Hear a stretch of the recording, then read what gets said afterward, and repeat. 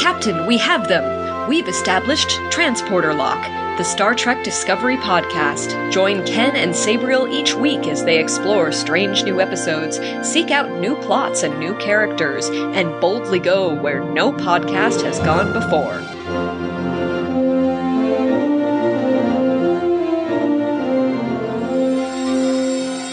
Hello and welcome to Transporter Lock episode number 49 for Picard, Season 1, Episode 2, Maps and Legends. I'm your co-host, Chief Engineer Ken Gagney, and joining me today is a new recruit from another division. Welcome, Amanda. Hi. Well, hi. Thank you for having me. Now, I'm sorry, I didn't get the opportunity to review your personnel file. What is your rank and where are you from? So I am going to be known as the Chief Archivist in the Federation Archives, which is a command position. Of course, because somebody has to command those archives and keep them in line. Someone has to make decisions, like Picard getting a whole rec room. I know, right? I mean, I know he was an admiral, but how many admirals have there been in the history of Starfleet? And so I work in libraries. I am not an archivist myself, but I have had friends who work in archives. No archive looks like his rec room. You don't display, that's a museum room. That's not an archive. Someone made that decision. You don't think archives of the future might be a little more elaborate? I think, it would make sense if all of that was stored away and then sort of put out when he entered, but it's pretty obvious that that's not the case. So someone made the decision that he was going to have a whole room that's just always pristine and looking like a spot, like a trophy room almost. It's got his Picard Day banner. It's got a bat'leth. What if it doesn't look like that when he's not there? What if they got advance notice he was coming? They're like, guys, we need to get the Picard room ready. Well, someone has to make that decision then. It could be just a rotating room, like whatever admiral is coming to visit. That's where they put their stuff. It's the Admiral's trophy room, whichever admiral happens to be on site. That's right. I mean, everybody wants to feel important, and if they want to believe that the room is always like that, we can let them believe that. We can do that. We can play to their egos. Someone has to make that decision. Someone had to make that call. Someone had to decide how that was going to be done. So that's going to be me. That's me. Well, you clearly have a passion not only for archives, but also for Star Trek. What is your history with this franchise? I grew up in a Star Trek fan household. My parents were big fans of the original series. We grew up watching that in syndication before Next Generation came out. We were very excited about Next Generation coming out. I was a kid at the time. We had TV Guide issues with Patrick Stewart on the cover, announcing that this was our new captain. And I remember my mother being like, I don't know about this guy. He's like, yeah, he's a Shakespearean actor, but he's this like older British guy. He was in I, Claudius. Like, really? This is the captain we're getting after Kirk? And then we saw him in action and we were like, oh, well, everything's fine. He's great. So yeah, I grew up watching Star Trek. My parents could quote freely from original series episodes. We were never convention going family, but we were definitely fans. So we watched all through Next Generation as it aired, week by week. And my family watched DS9. I have a rocky history with DS9, so I didn't watch that. But now I've been watching Enterprise, which I had never watched when it originally aired. But one of my best friends is super, super into it and finally convinced me to watch it. And I've been enjoying it. What season are you in? I am mid-season 4. I am nearing the end. Oh gosh. So that is, in my opinion, one of the finest seasons of Trek ever in the entire franchise. It's real good. I'm really impressed by it. I just hit, and this is actually a perfect bit of synchronicity.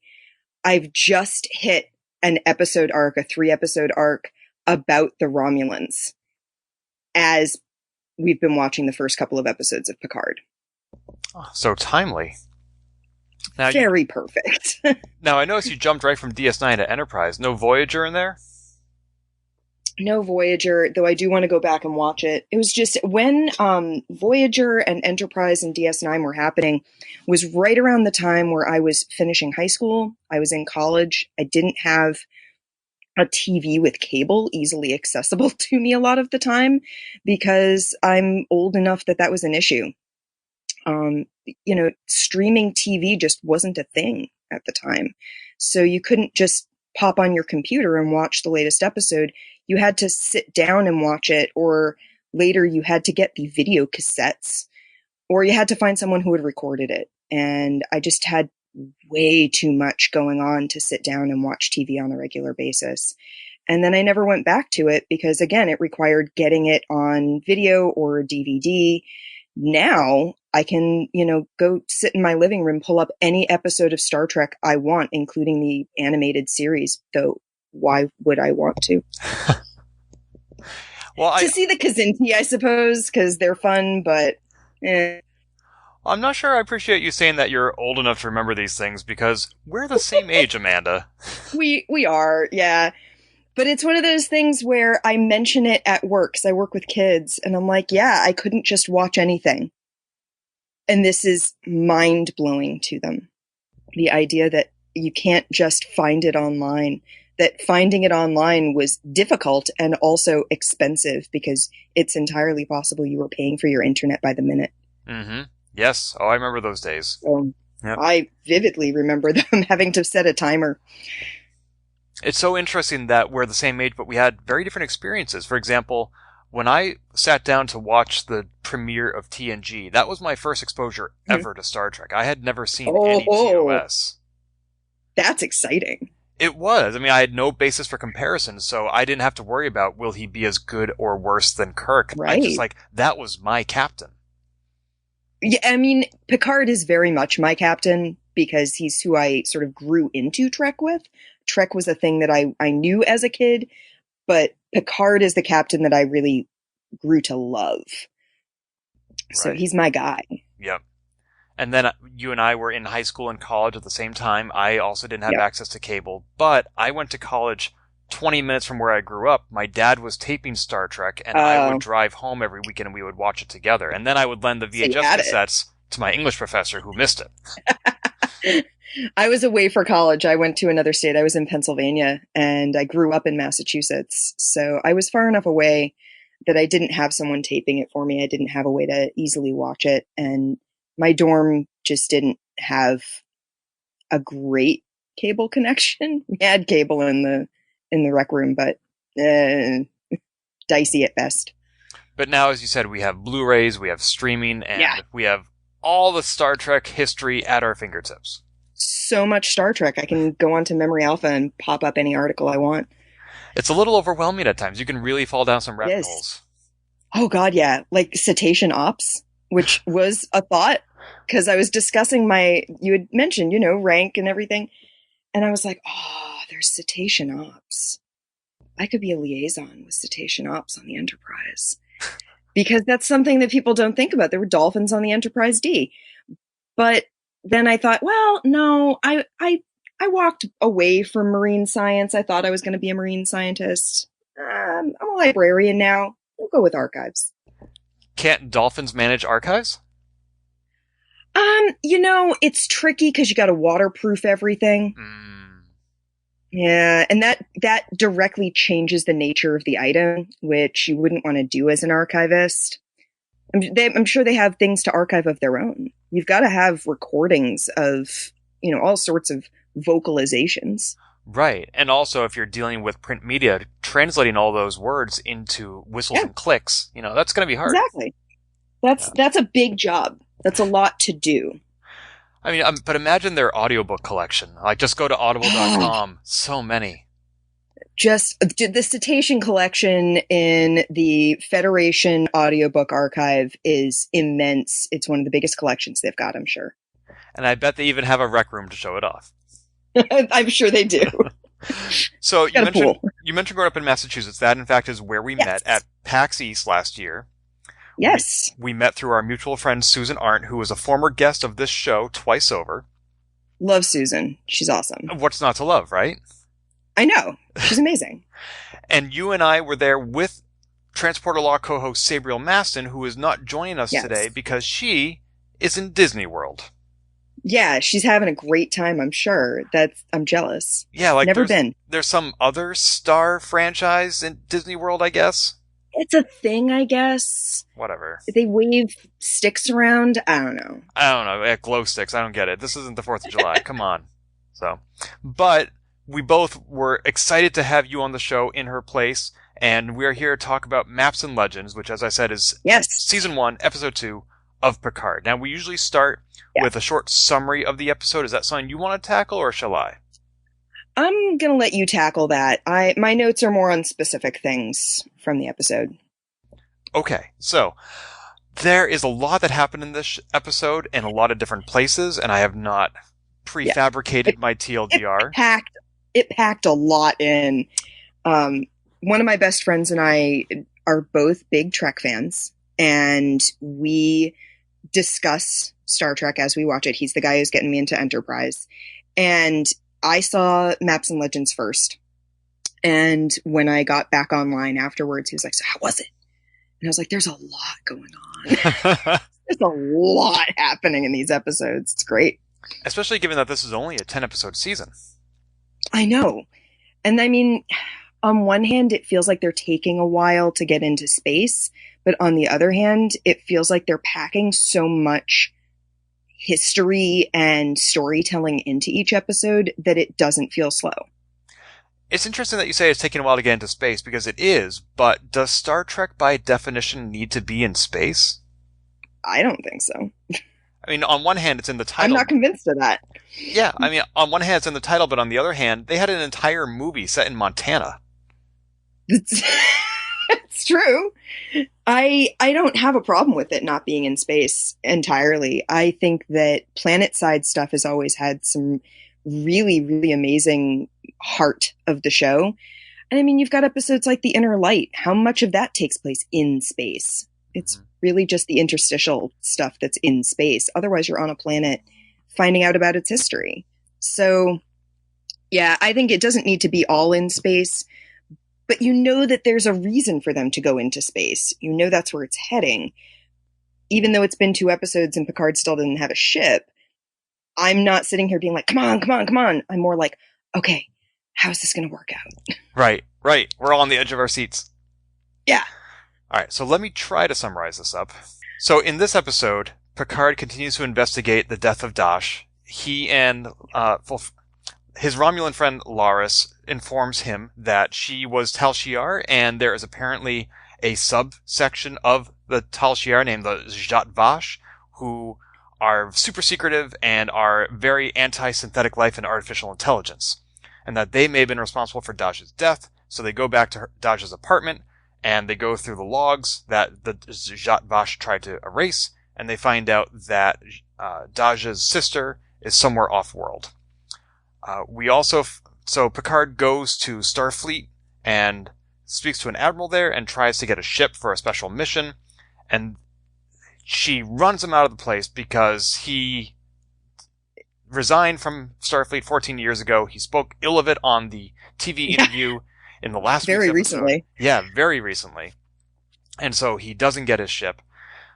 Meanwhile, back in France, Picard also gets a visit from a medical officer that he served with on the Stargazer, who confirms that he does still have that defect that we saw in All Good Things that may lead to aromatic syndrome. So Picard is like, well, this might be my last mission, so he calls up an old friend and tries to get a ship from her, a woman named Rafi, who we'll see in the next episode. Meanwhile, the Starfleet Admiral informs the head of Starfleet Security, who is a Vulcan, who may secretly be a Romulan, because she also has an officer who looks human, but is actually Romulan, and is the sister of the Romulan guy we saw at the end of last week's episode on the Borg ship, who is still seducing Soji, the android doctor, who is on the Borg ship investigating everything. And there's just a lot going on there. There's so much. I know. And there's the cold open on Mars. Oh my gosh, you're right. I completely forgot years that. ago. We actually see the attack from Children of Mars. Which is wild. Yeah. Yeah. I mean, let's start there. Why do you think they bothered showing us something that had already been pretty well summarized in Children of Mars and Remembrance? So I think they also wanted to make sure that people such as myself, who haven't watched the short tracks, know what happened. Because I haven't made time to sit down and watch them, even though I definitely want to. I just haven't had a chance. So I think that was part of it, wanting to make sure that people know what happened, even if they haven't seen extra material. And also, I think it's important to the show because they're referencing it so much. They want to have it be kind of visceral.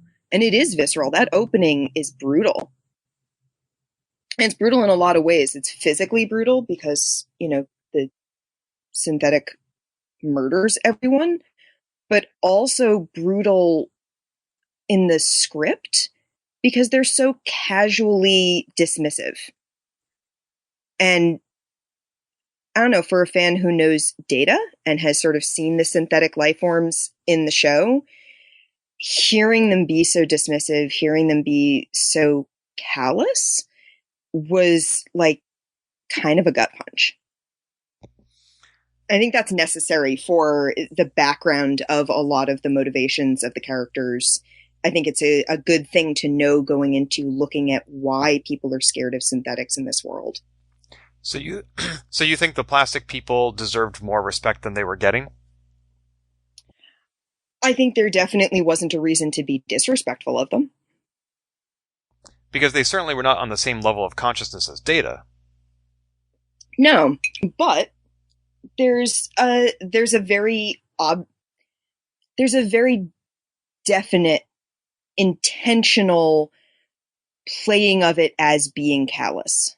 I think you're not supposed to be watching these people making fun of or talking derisively about the plastic people and think, yeah, stupid plastic people.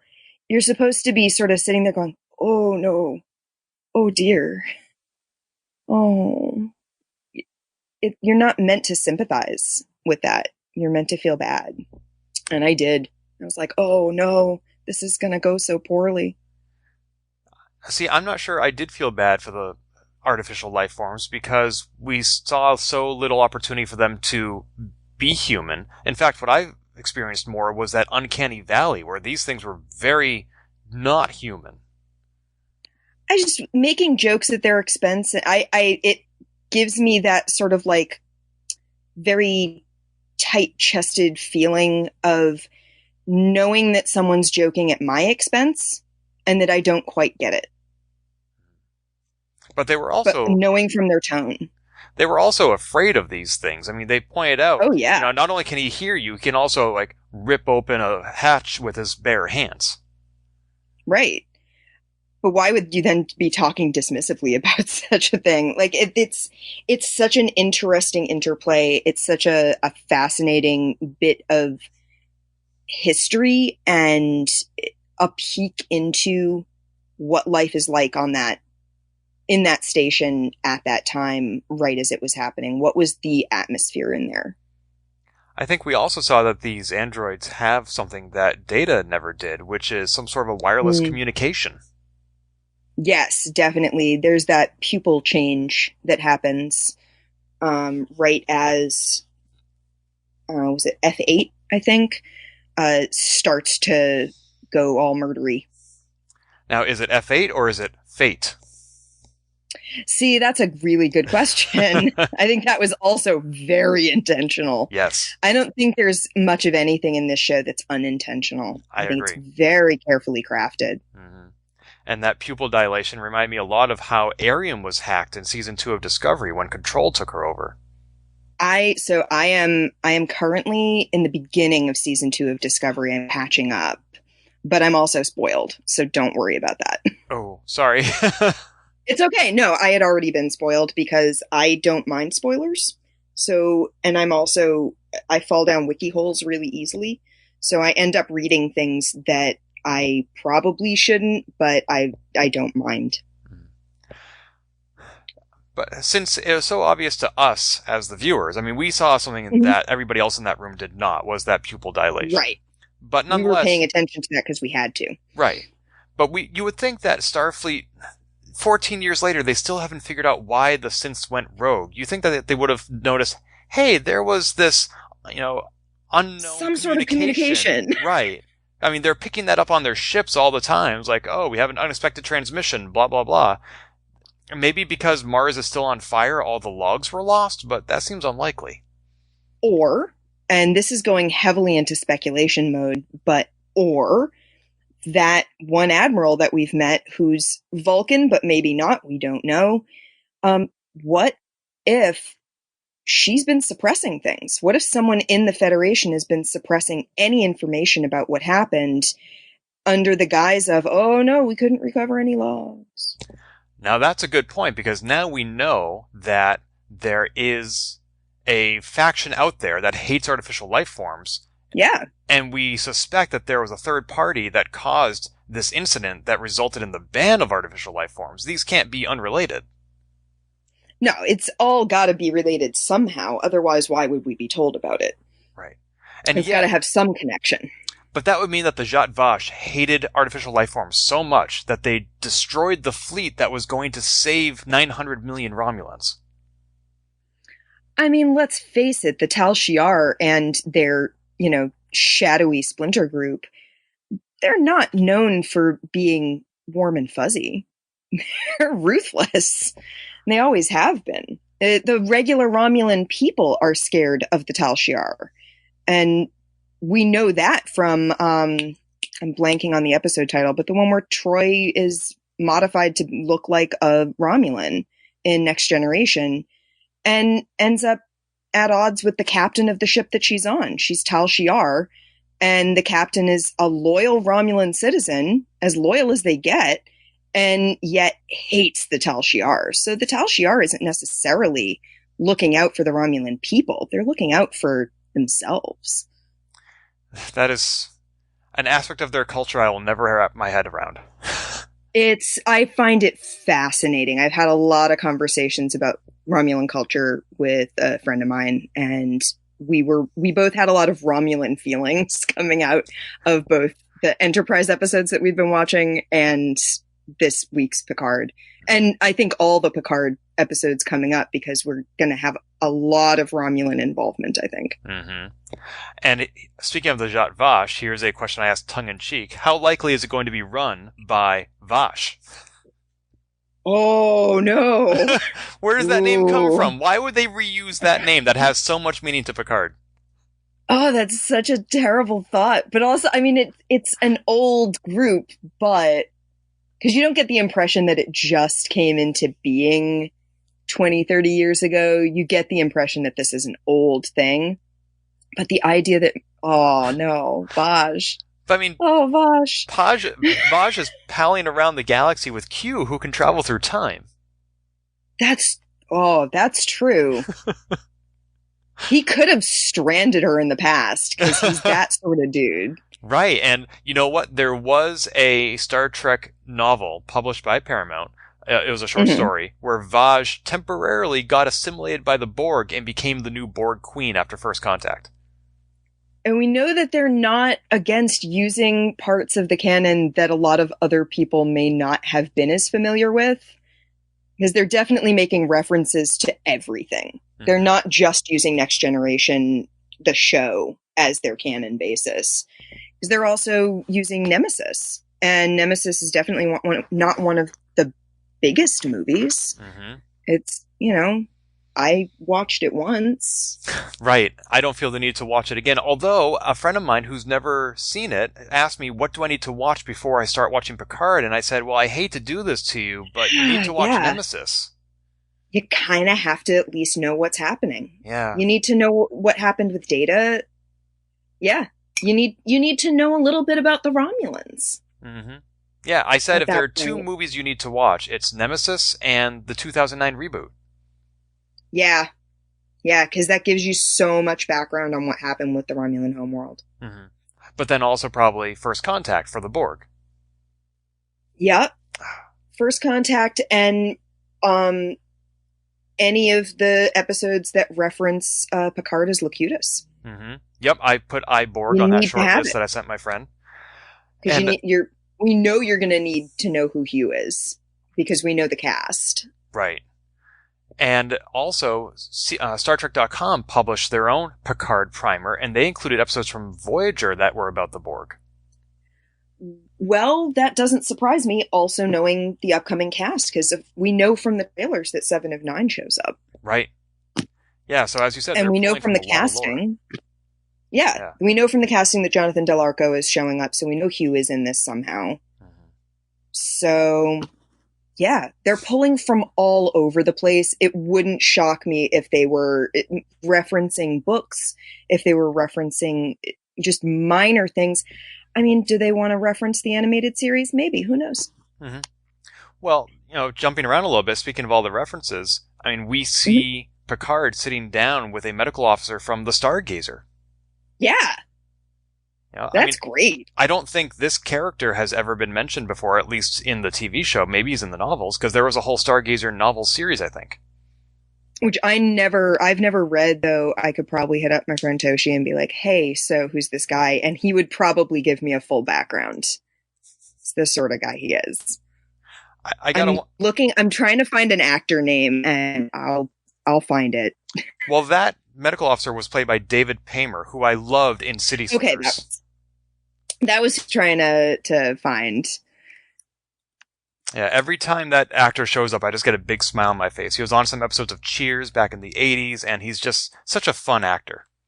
He was in Ocean's 13, which was my immediate connection. He's there to rate the hotel and to see if it gets the 5 Diamond Award. And the team in Ocean's 13 treat him horribly as a byproduct of trying to tank the hotel. Aww. And yeah, but he ends up winning like $11 million on a slot machine because they fix it for him. And so all I could think is, oh, good for him. He did well with that $11 million. Yay, happy ending. Good for him. I gotta wonder, though, if they brought David Paymer in because they couldn't get Gates McFadden. I don't know. I mean, she was the one who originally diagnosed Picard with the potential for Aromatic syndrome. But also, Gates, Crusher and Picard have a history. So I think whether they could get her or not, there may have also been a question of, will that end up being a focal point for people, that she's around and they're going to expect there to be an emotional connection that they may not expect from an old buddy. So maybe they have a different role in mind for her, if any. Yeah. Okay. I think it would have played very differently for her to be telling him about it. And I don't think it would have necessarily been bad, but it may not have been what they had in mind for that particular situation. Sure, that makes sense. And speaking of the books, again, I'm jumping around through the plot, but at the very end, Picard calls up a woman named Raffi, who lives in the desert. Yeah. And our co-host Sabriel left copious notes, and she pointed out that in the novels, after Picard was captain of the Enterprise, he served on a ship called the USS Verity with a woman named Raffi. Who I know the description that's given. I think it's Jabin who says you need someone who has money in a ship and hates you. Yes. Which is a great line. And he's like, oh yeah, I already called her. This is Michelle Hurd who plays Raffi, and I love her. I think she's great. I'm really glad to see her in the show. What else has she done? She was in the first season. I know she's done a lot of other things, but the thing that I immediately go to is she was in the first season of Law and Order SVU. Oh, okay. And her character, I always felt, got sort of the short shrift. She got kicked off the unit for getting too emotionally involved and wanting vengeance, basically, on criminals. And I was like, oh, that's a bummer. She was a great character. I liked her. Oh. And I felt that she sort of got sidelined because they had Mariska Hargitay, and she's great, and she had great chemistry with her other co-stars. You know, the cast sort of re-gelled after season 1. They lost a couple of people. One of them is the guy who's now in the, he plays Mayhem in those car insurance ads.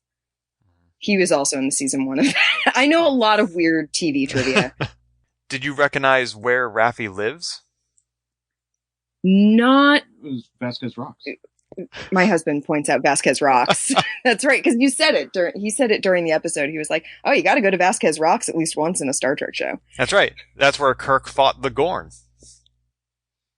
The Gorn. Love them. And that setting has shown up in many other shows, including Airwolf, Sliders, and Buffy, and also other episodes of Star Trek. It's a great filming location. You know, you can't deny it.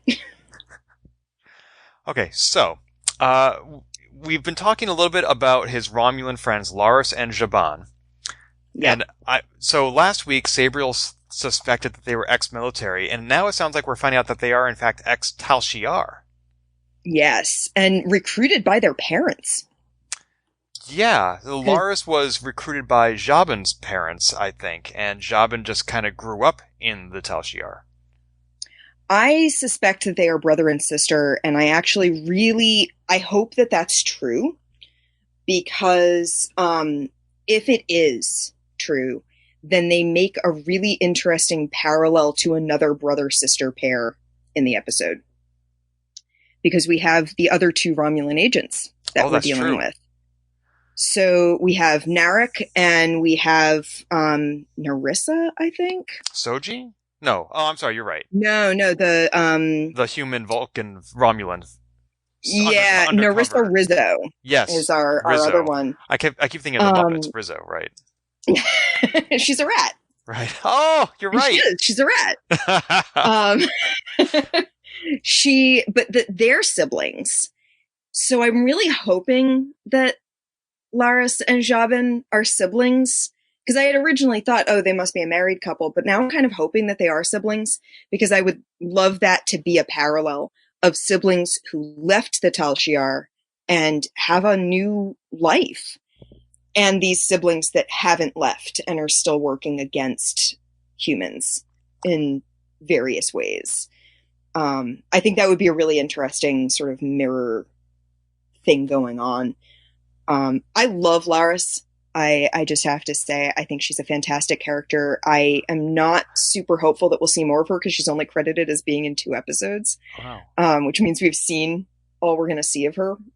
However, I really hope we get more because I love her. She's great. Mm-hmm. She's fascinating to me. She's a former Tal Shiar agent who is now Picard's vineyard caretaker. What an interesting person. And still knows how to do everything. I find it really interesting that 2 Tal Shiar would be willing to essentially demote themselves to such menial work. And they seem perfectly happy. Oh, yeah.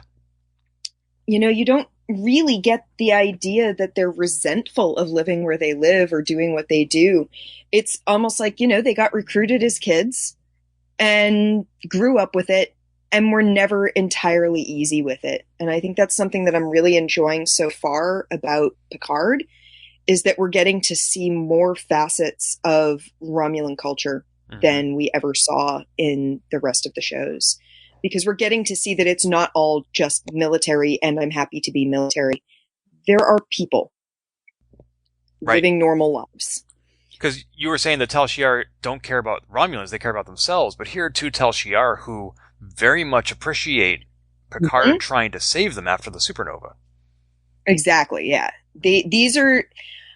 I mean, this is, again, going deep into speculation, but I wouldn't be surprised that, you have these characters who are like, wow, my own people didn't care whether other people lived or died, and here's someone who cared enough to do something even though it put him at great risk. And no, my loyalties aren't supposed to be like this, but they have to be like this or we all die. I like the idea of there being that conflict and there being that complexity to a character and to a race. I think it's far too easy to go, all Romulans are like this, because it's the same as saying all Vulcans are like this and all Klingons are like this. You're reducing an entire culture to a monolith, and I don't think that's a great way to do alien cultures. So I love when they give the alien cultures in Star Trek more depth and more complexity, because it allows for better storytelling later on. Mm-hmm. One of my favorite episodes of TNG with the Romulans is The Defector, where we have an admiral who comes to Starfleet and says, here's what my people are planning, you need to stop it. Yeah, and there's so much interesting Romulan lore out there. Like I said, I've been watching Enterprise, and I've just sort of hit a big Romulan subplot coming on the heels of a Vulcan subplot, where it turns out that the Romulans had planted a Tal Shiar agent on the Vulcan High Command. Okay, great. That sounds horrible. And now you've got... it is. And then you've got the Romulans trying to start wars between the Andorians and the Tellarites and the humans, and just to keep them off balance. And that's all really, really interesting stuff. But you also see people sort of fighting against it to an extent, where there are people questioning what should we be doing. Mm-hmm. I like that we're getting more depth. It makes me really happy. Yay. Speaking of Laris and Jaban, I too get the vibe of siblings from them, but Memory Alpha says that they are in fact lovers. Fascinating. Well, there goes my theory about siblings and siblings, but I still think it's two pairs of characters that are have chosen very different paths.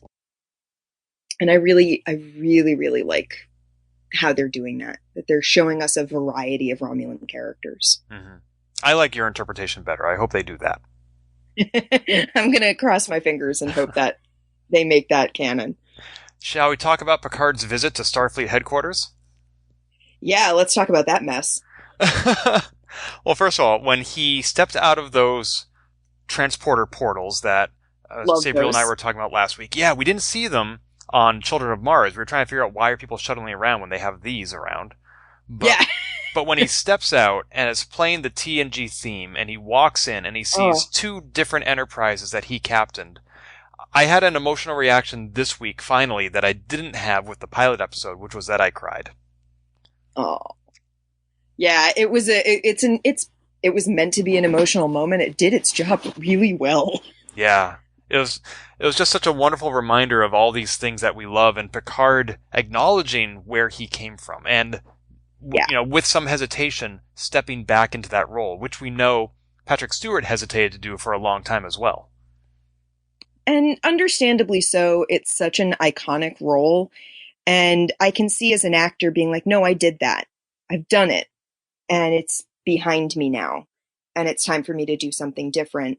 Or how can I pick it up? What more story is there to tell? The fact that he's doing it says to me that the story that they've come up with is one that he really wanted told. Mm-hmm. Yeah. And I'm looking forward to seeing where it goes. However, I loved that this has been 14 years. When he went to check in, they didn't know who he was. Oh, I think he knew. Yeah. I think, yeah. You think what? Sorry. I think going into Starfleet, how would he have felt walking in there knowing that he could be rebuffed? Do you think he actually anticipated the possibility that he would not get his request fulfilled? I think he had to know that there was a chance that they would not, be amenable to him coming in and being like, so I'm going to need a ship. Because he just badmouthed them on, broadcast. And his parting from them was not pleasant. So there had to be the chance. I think he just maybe glossed over it in his mind.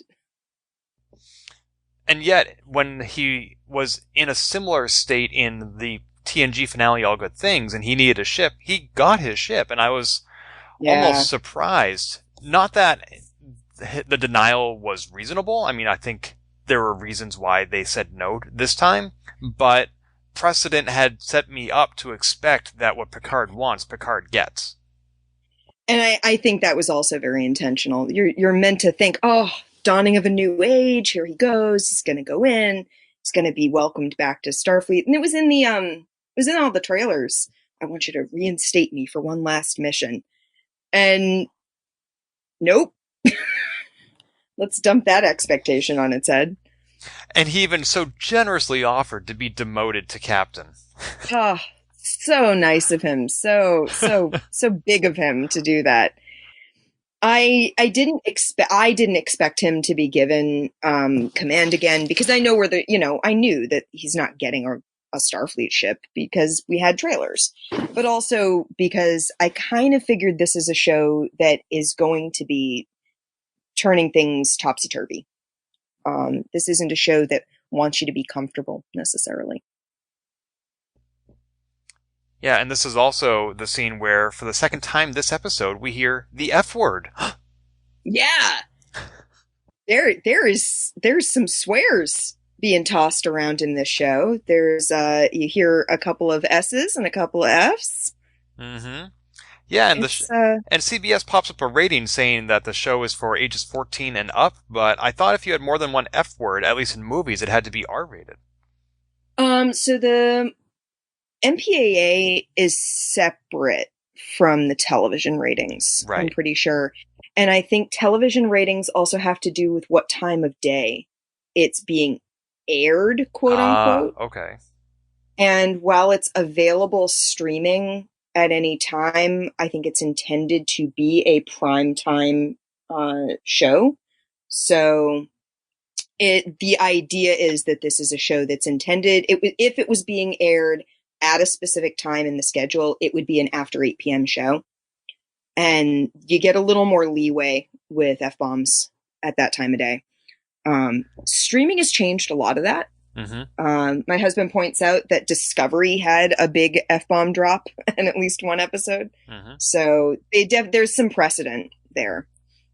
In Memory Alpha, when you go through the quotable quotes for this episode, and one of the F words is there, and the F word in Memory Alpha is a hyperlink, and I clicked on it, and it went to the Memory Alpha entry for colorful metaphors.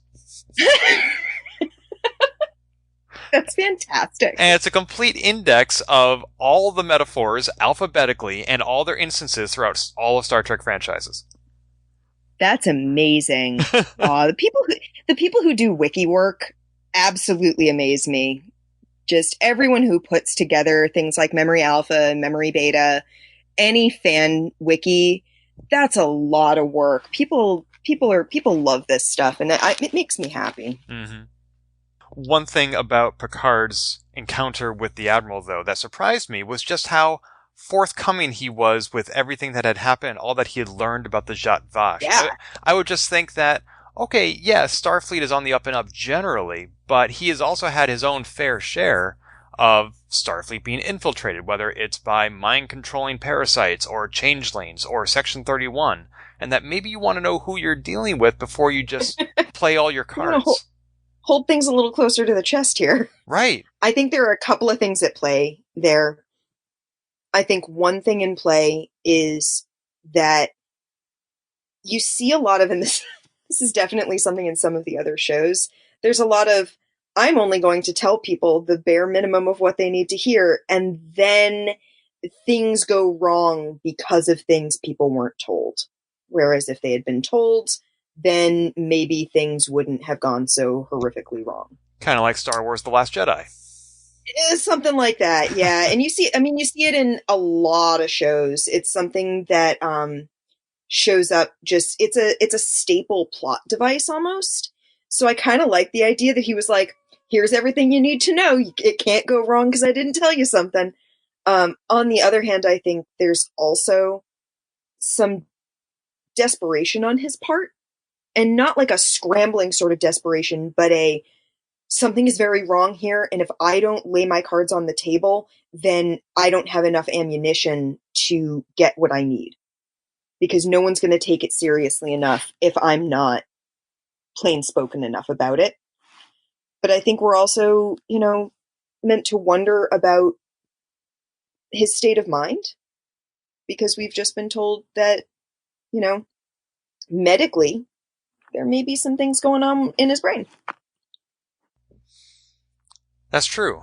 I mean, if he had gone to the Admiral and said, I need a ship because reasons, that probably wouldn't play. No, it wouldn't. So I think he probably had an idea that if he was very plain spoken about what the risks are and that this is an ongoing problem, then maybe that would override any long-term enmity between the two characters and between Picard and Starfleet as an entity. It didn't work, but I think there was definitely meant to be a, look, I'm being honest with you all. I was wondering if the people he would meet at Starfleet would be familiar to us viewers. And on one hand, I'm disappointed that they weren't, but on the other hand, it's important to acknowledge that he had like 20 years of life between when we last saw him and now. He met people and had adventures, and we should acknowledge that. And also that Starfleet isn't a small organization. And I think this is very important to how Starfleet is being characterized in Picard, is that it is a slow-moving giant at this point. It is a glacier of an organization right now. It doesn't do anything rashly, and it doesn't move quickly.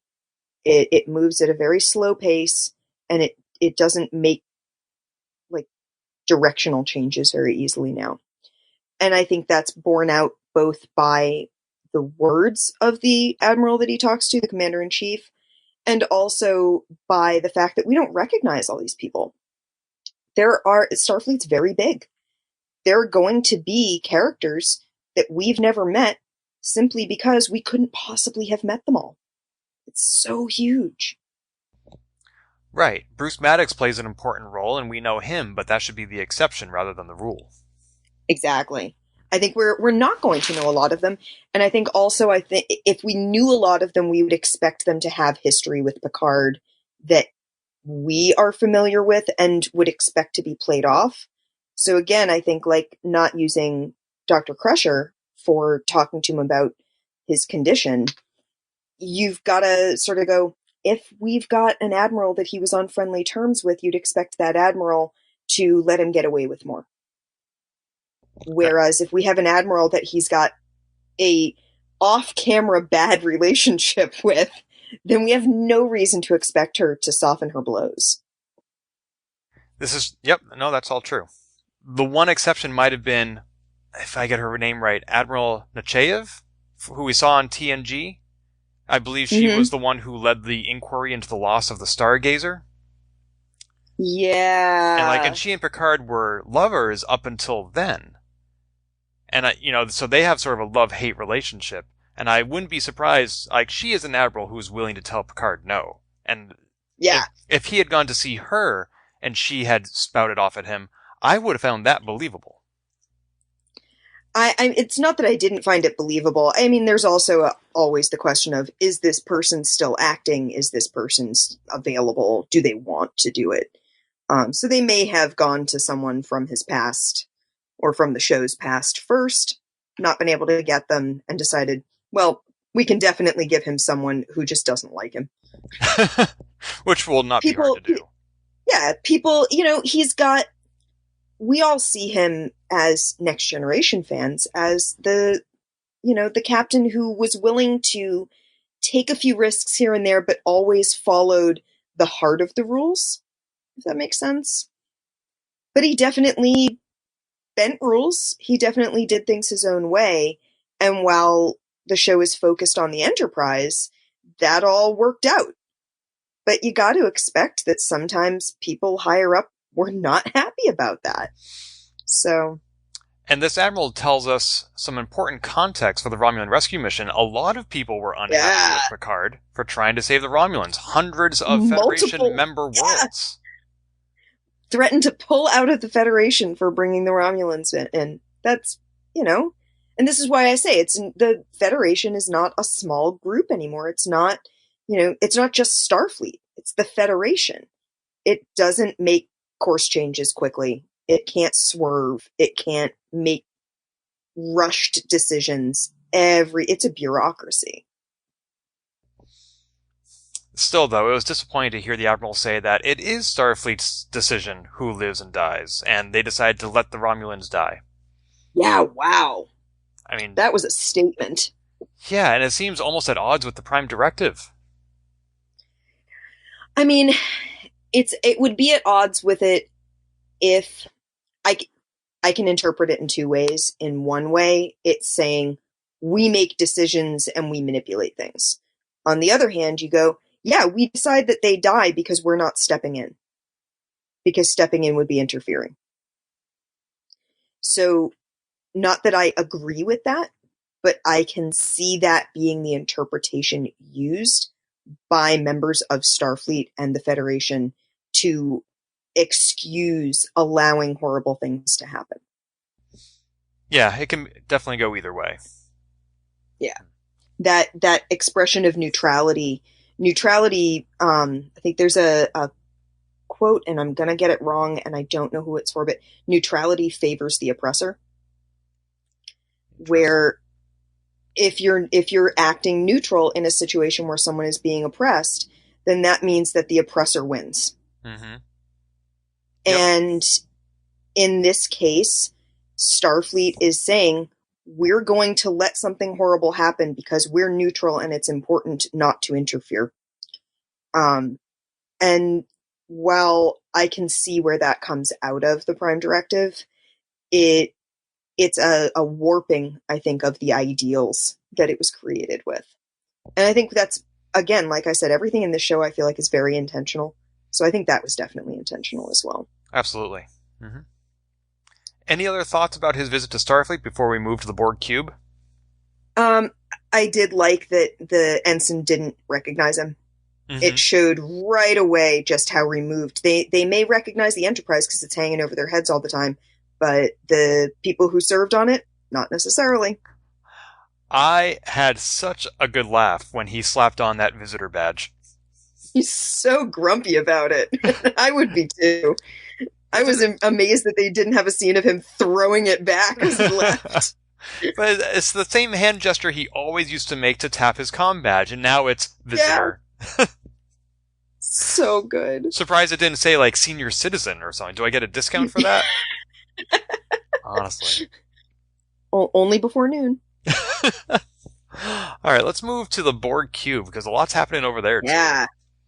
Definitely. So much is happening. No assimilations, though. Not in the last 5,843 days. 5,800. Yeah. I saw that, and it's a chalkboard. Right. So obviously, it's someone's job every day to go to that sign, erase the last number, and add one to it. And then there's a matching sign to the right of it on the opposite corner. Because it's on, like, the corner of a walkway. Yep. And I couldn't identify the language that it's in, but it wouldn't surprise me if it was Romulan. And it probably says the same thing. Why are they doing it in chalk and not digitally? It's so good. It's so old school. It made me so happy. I laughed so hard. And my husband and I have been going over on Thursday nights and watching with my parents. And we have a great time. We have dinner, we watch Picard, and we laugh and chat about it. Which is fantastic.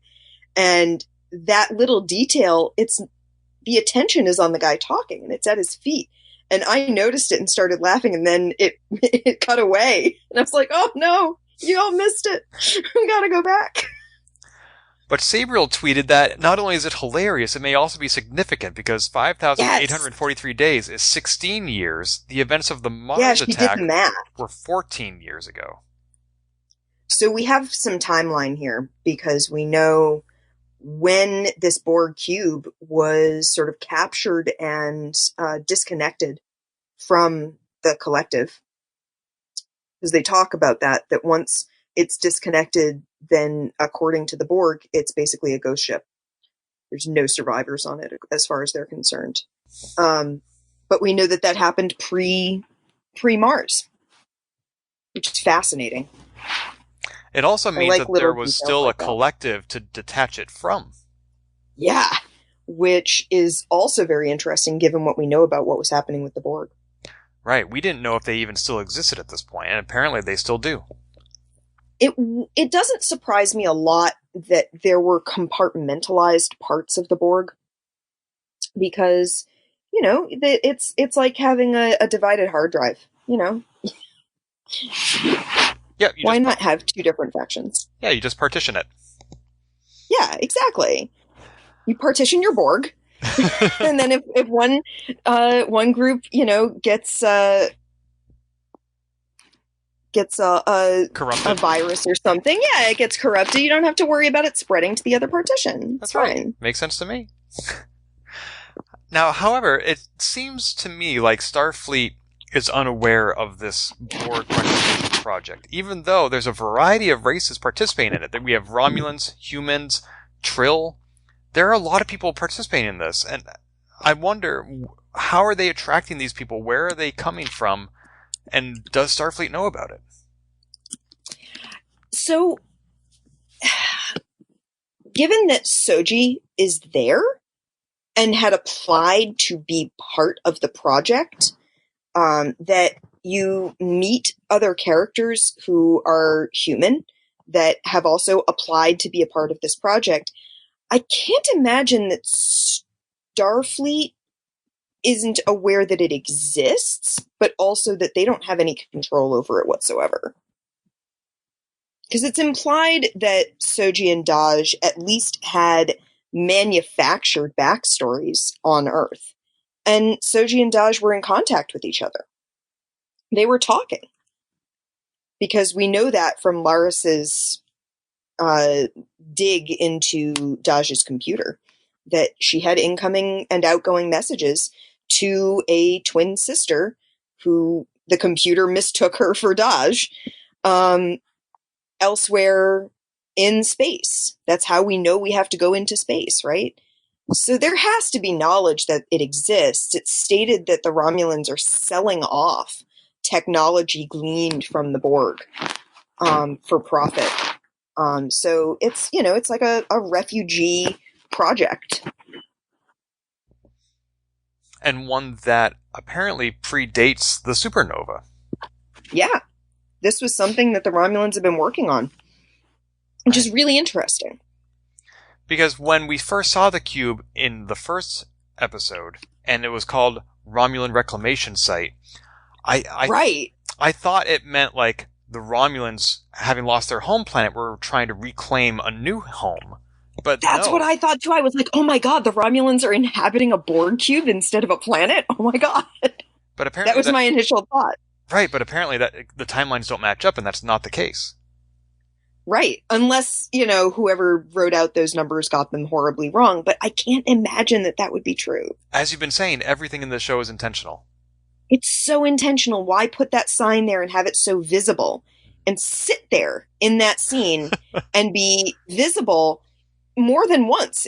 They go back to it. If you don't want people to see it, if it's just an in-joke. If it's an in-joke, you only have it barely glimpsed as someone passes by it.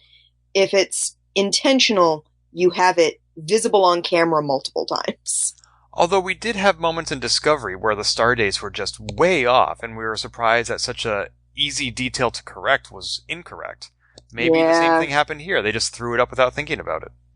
Just put up a number, and we're like, about how many days? 5,000 or so. Something like that. Right, because they were thinking the joke is not how long it's been. The joke is that they were assimilated and now they've gone without. Right. I mean, it's a great little sign, but yeah, it does raise a lot of questions once you do the math. And since nothing is coincidental and everything is intentional, I can't help but wonder why Soji is on the Borg cube. So it's implied or outright stated that both of the twins were attempting to get work studying synthetic life. Because Daj had applied to and been accepted to the Daystrom Institute, working in the synthetics field. That's where she was supposed to be. So Soji applying to and getting, permission to work on a Borg cube, reclaiming technology from Borg, fits with what they've both sort of been assigned to do, what their backgrounds have been created to lead them to. I have to think that there's something in both the Borg and in the Daystrom cybernetics department that would be of use to Maddox or whoever is behind them. So they are being driven, almost like how in Asimov's books, which we see in this episode, the only, artificial intelligence is capable of producing even smarter artificial intelligences. Yeah. So maybe, emergent intelligence. Right. So maybe that's what these twins are doing, is they are subconsciously being driven to seek out the knowledge they need to improve themselves. Which I think would be really interesting. We know that they were given backgrounds. Because when they look into Daj's background, they find that it's entirely fabricated. But it's fabricated in such a way that looks so real and gives her a good excuse to be applying to the program that she was applying to. Mm-hmm. So obviously her background was created to put her in that position and to drive her in that direction. I'm assuming that Soji's was similarly done. But yeah. And apparently these twins are part of a nest, or so the Romulans think, of even more like them. Yeah. I mean, this has come up 2 episodes in a row now. Yeah, that they think that there are the rest of them. But we've been told that they're made in pairs. Well, how many other pairs might constitute a nest? And then we've got the question of Daj's mother. Who is she? I don't think she's real. She told Daj to go to Picard. So is she just a virtual construct? I think so. I think that would be fascinating. I mean, we've never seen her in person, and even when she was on that holotransmitter, her image blurred when she was trying to process new information. And she really had a very limited message for Daj. Mm-hmm. She didn't have a whole lot of conversation. She just told her, go to Picard. And then Daj was shocked. She was like, but I didn't tell you anything. Mm-hmm. She was like, oh, you must have. Oh. So she's obviously been given, if she's a program or a person, one way or the other, she has more information than Daj had, certainly. Yes. But it would not be... I just think that's interesting. I don't think it'd be difficult for somebody like Maddox, who is capable of producing Daj and Soji, to also create a limited hologram. Yeah, like a program that just shows up. And when we have the index in the archives, that's a holographic projection of a person that responds. It wouldn't be terribly difficult. I see that Sumali Montano is only credited for 1 episode, who played Daj's mother. So she's not going to show up again, but I kind of wish she would, just so that we could see whether she's a program or a person who is in on this team. Mm-hmm. Is Maddox, if Maddox is behind all this, is he working alone? Does he have a team? Is it, just him working in a workshop on a deserted planet, like, say, Noonien and Soon? or what? What's going on here? If and when we see Bruce Maddox, I would not be surprised if we see a variety of his constructs, both ones we're familiar with and ones we're not. Which I think would be fascinating. So the Romulans are working on this Borg cube, and now we have learned that there is a subsection of the Tal Shiar that is very much against artificial intelligence. Do you think... Real against it. Yeah, so are they, exploiting the Borg cube? Are they trying to shut down this project? Because we get very strong vibes that Rizzo and Narek are part of this Vatjash, or whatever it's called. Javash. Yeah, and they didn't mean to destroy Daj. They wanted to claim her, and it was an accident that they blew her up. So what is their goal, both with Soji and with the Borg cube? Well, all we know about the Javash is hearsay from Laris, because we haven't heard from the Javash themselves. We've heard from someone who was in the Tal Shiar about what is considered, even by the Tal Shiar, a shadowy myth. Javin says, he's like, well, we don't know that they're real. All we know have are stories, We don't have actual proof that they existed. And we hear from Laris that the Jatvash don't just dislike artificial intelligence. They loathe it. They are afraid of it. So what caused that fear? That is something interesting. That's a question for the show to answer. And are they actually afraid of it, or are they afraid of anyone else having it?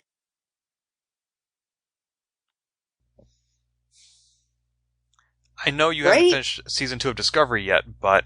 I haven't, but it's okay. Right. I think it's fair to say that the second season of Discovery and the first season of Picard are both very much about artificial intelligence. I don't know if that's a coincidence. I mean, I understand that they wanted to tie in to what happened to Data in Nemesis, but it just seems like they're either overplaying this plot device or they're somehow connected. There's a bigger thing a bigger story being told, as it were. Right, because just as you and I were talking about Soji and Daj being driven to learn all they can about artificial intelligence, there's a character in season 2 of Discovery who has that same drive. I don't think it's coincidental. Though, I mean, maybe it is, but these two shows are being made kind of concurrently. Mm-hmm. So I would imagine that there is some discussion about what to do with the plots and what to explore. So I'm curious to see what direction they go in. I do think it would be interesting if the Zhat Vash have not just fear as a motive of what might happen with an artificial intelligence, but not wanting anyone but them necessarily to have the technology, maybe because of something that has happened in the past, like, say, during the timeline of Discovery. It's true. All we have is hearsay, and there is a lot of opportunity to learn that, oh my gosh, the Romulans are nuanced, and there are intricacies to their motivations. Yeah. I love, one of the things I'm really enjoying about Picard and watching Picard at the same time as catching up on Discovery and watching Enterprise is that I'm watching these two shows that are set very firmly in the Federation and Starfleet's past, while also watching a show that is very firmly in the future of the timeline that is also so cognizant of its past. And that's been really interesting to do all at the same time. It does mean I'm having to keep my timeline very straight about what happened when. But, you know, that's Star Trek for you. Timelines are always fun in Star Trek. Oh, yes, they absolutely are. Now, both episodes, we've seen the Borg Cube, and each time it's left me with a question that I cannot answer, and I'm hoping you might be able to provide some unique insight. Is Narek hot? Oh, that's a good question. Narek is nerdy hot. Narek is, he's not like heartthrobby hot. He's more cute than hot. But he's also got that element of danger to him that you don't really know him, so he's mysterious. But he's roguishly handsome, let's put it that way. Because even the Trill scientist said, I didn't know Romulans could be that hot. And I'm like, neither did I. He's cute. He's got a charm to him that makes him more attractive because charisma wasn't his dump stat, let's put it that way. He packed a lot of extra points into charisma. And that's good for a spy. That's good for someone who needs to infiltrate places and charm people. You need to have your charm carry you in a way that looks may not. I do think I personally think he looks cute, but also he's not like a big chunky heartthrob, but that's not my type anyway, so. Okay. Well, thank you. Now, he said he does not need permission from the director of the Reclamation Project. Why do you think that is? No, he does not. Because he is Tal Shiar. Well, I was trying to wonder, is he Tal Shiar, is he Zhat Vash, or is he the director of the Reclamation Project? I think it's implied that he is Tal Shiar. He gets to go where he wants to go. The Zhat Vash are a sort of shadowy inner organization in the Tal Shiar. If it's like one of those logic things. All Tal Shiar, not all Tal Shiar are Zhat Vash, but all Zhat Vash are Tal Shiar. Where it's an inner circle within the Tal Shiar. Because the Tal Shiar, there's a certain level of secrecy involved in being in the Tal Shiar. And and again, this is me being a fanfic writer and someone who does a lot of chatting about speculation on Star Trek, I think it's maybe a case of if you're in the Tal Shiar and you are noticed for having a particular loathing for or dislike of AI and the like, that maybe someone from the Zhat Vash notices you and maybe they tap you and say, hey, I'd like you to be on this sub-team. And eventually you find yourself as part of the Zhat Vash because you have certain proclivities. But I think I would expect that all of the Zhat Vash members started as Tal Shiar, like normal Tal Shiar. So I think he's Tal Shiar. And we know from Next Generation, the Tal Shiar can go onto a ship and make demands and say, no, we're going to these coordinates. And no, I don't have to explain myself. So if he's on this reclamation project and he says, I'm going to sit in on this person's research, that the director of it goes, okay, sure you will. And he does what he wants. I don't know if he's the director because he's only recently arrived, right? He's only just gotten there because she's been there. Soji's been there for a while. And he's new when we meet him in the first episode. And there's no mention in the episode of there being a new director coming on board. And I think there would have been if he was supposed to be the director. And she doesn't really know anything about him because she asks him, she's like, oh, tell me about yourself. And he's like, can you keep a secret? So can I. Yep. Which is, there's a line in the movie Clue that is that line almost entirely. It's the same thing. But yeah, I like that we know so little about, that she knows so little about him, but that she's so used to working with Romulans at this point that she's like, all right, it's just how you are. Yeah, just roll with it. You're hot enough and good enough in bed that I'm just gonna, let it go. Okay. Alrighty. And, then he stands in and watches her work. And he's not subtle about it. He's standing right there. Yep. It's not like he's watching from some hidden control room. Right. He is physically in the room with them. And while she's working, we see that she has a lot of empathy for these former Borg drones. Yes, she does. Mm-hmm. Yeah, telling them that you're free now. She doesn't like them being called nameless. Though I also like the idea that nameless is a name. I thought that was very poetic. Yeah, I feel like I've seen that in a novel before. I felt like there was a character who actually was named Nameless. And it wouldn't surprise me.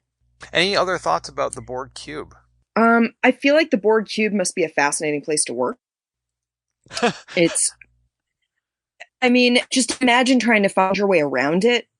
They have to wear a little it's like working in Chernobyl, It's a dangerous place and you've got to reclaim things from it. You've got to wear a little sensor to make sure that you're okay.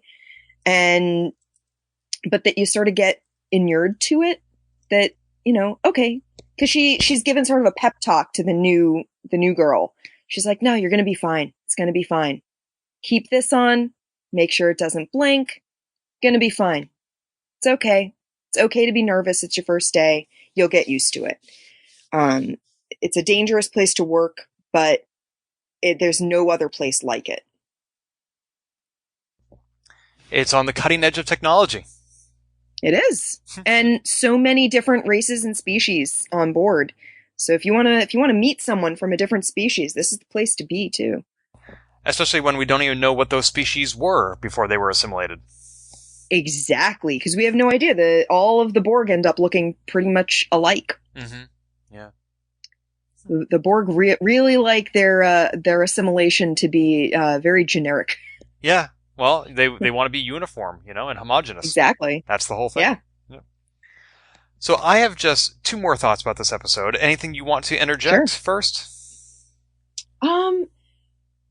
I think it's doing a very good job of setting things up. I think it was a necessary look at both Picard's relationship with Starfleet, his current relationship with Starfleet.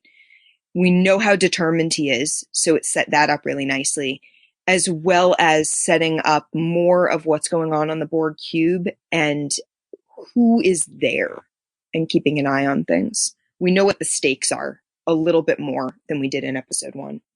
Yeah, it's possible for an episode to have a lot of characters and a lot of settings and not actually have a lot happen. That was not the case here. We are definitely moving forward very quickly with this plot, even if it's not at the rate we want to, where they're not in space yet. They're not in space yet, but it's certainly not that nothing's happened. Absolutely. We're learning a lot both about the past and about the present. Yes. That's one of my concerns, though, about this episode was I've been watching TNG with my mom. She's never seen it before. Mm-hmm. And when she heard that Picard was coming out, she said, "Oh, are we going to watch that together, too?" And I said, "Well, not until we finish TNG. You need to go in order." Yeah. But even once we get to that point, I'm thinking, you heard it from me right in the TLDR of this podcast, where there's so much going on, so much subterfuge, many gaps in our history, so many characters who either aren't who they pretend to be or don't know who they are themselves. I don't know that somebody who likes TNG could necessarily keep track of everything that's happening in Picard. And I'm not a great person to weigh in on that because, again, like you, I've watched a lot of Star Trek. And a lot of my friends that I talk to about Star Trek have watched a lot of Star Trek. I don't really know anyone who's going into Picard without as much background as I have. Right. And that's something Sabriel and I had talked about, which is Discovery is a good entry point because it requires little knowledge, whereas Picard expects that you have seen 7 years and 5 movies. At the least. Right.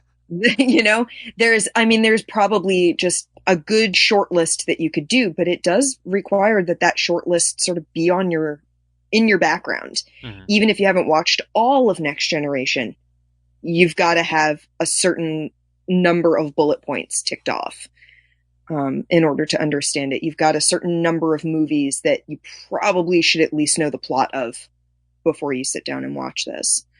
Yeah, it's very much a show made for fans. Mm-hmm. And even with all that background knowledge, I sometimes need to sit down and remind myself, okay, so Rizzo is a Romulan, pretend to be a human in Starfleet, but she's actually in the Tel Shiar, related to this other Romulan who's monitoring a human who's actually an android created by Bruce Maddox, who also created a twin that was destroyed by Romulans. You know, it feels like a yeah. Feels like a good episode for a flowchart. Yes. I haven't gotten to that point yet, but we might. Yeah.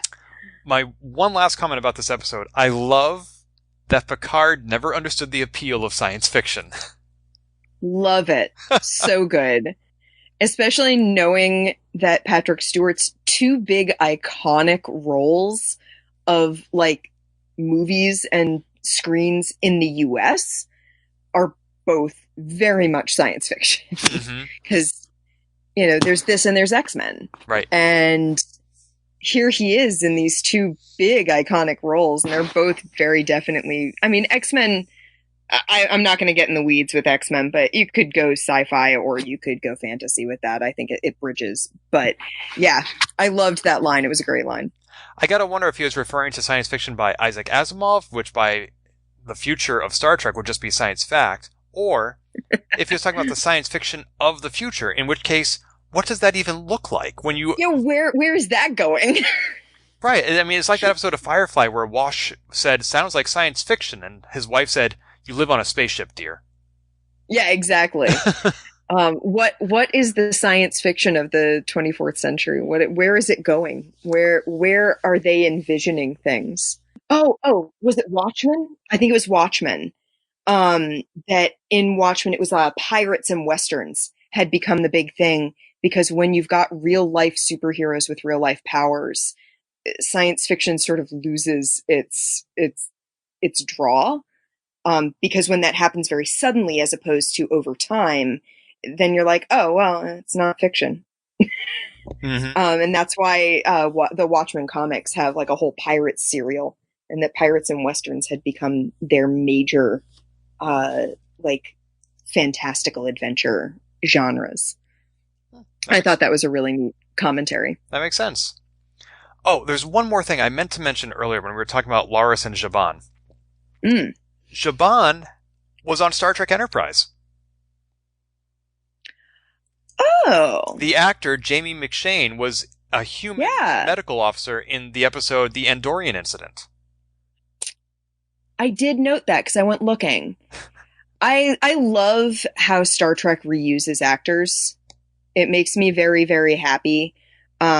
Because you've got Jeffrey Combs, who plays everything. There was recently, I was watching some stuff by Loading Ready Run, we're a comedy troupe out of Victoria, BC, and they do a variety show once a month on Saturday nights. And they had a quiz during their variety show last week that was name that Star Trek alien race.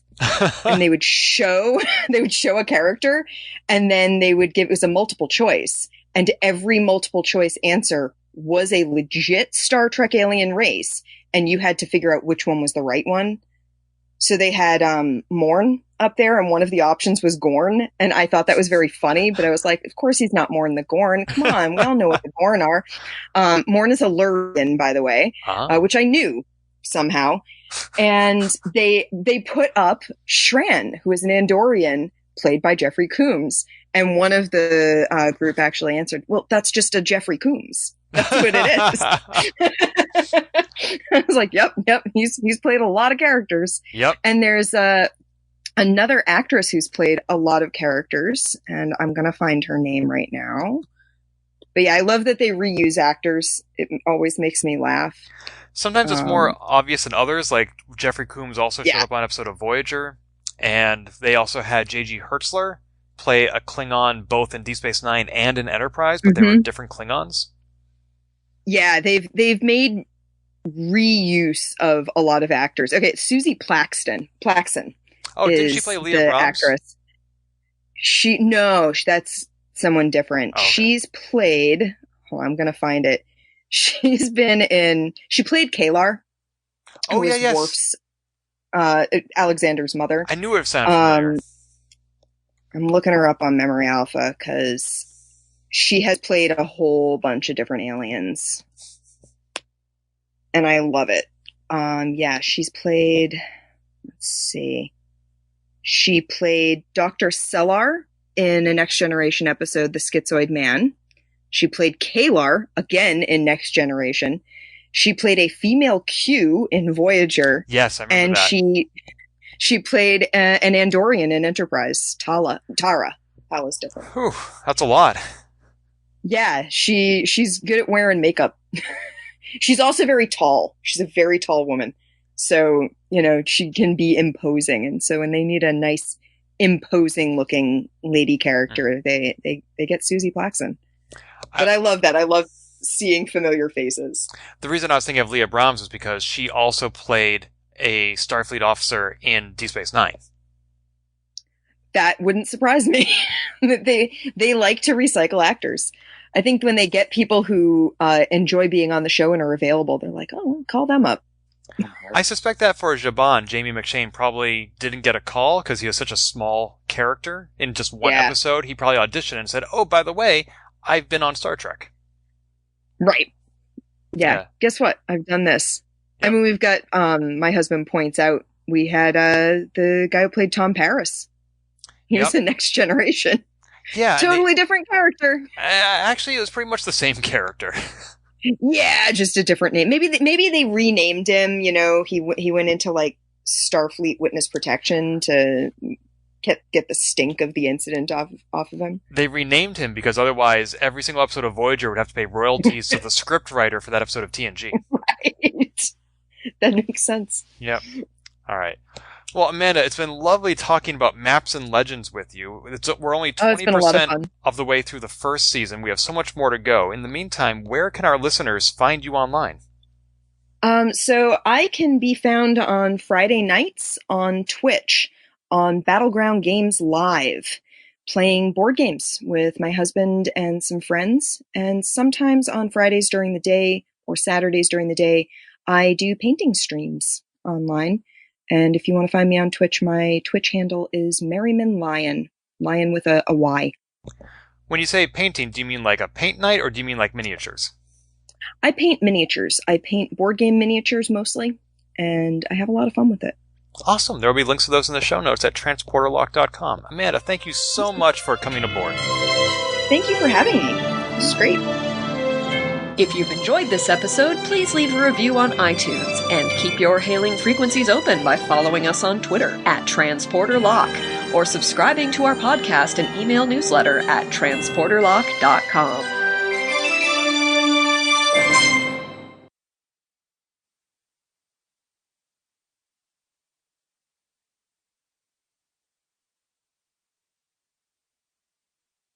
Things happen that you normally would think, oh, I would have sworn then.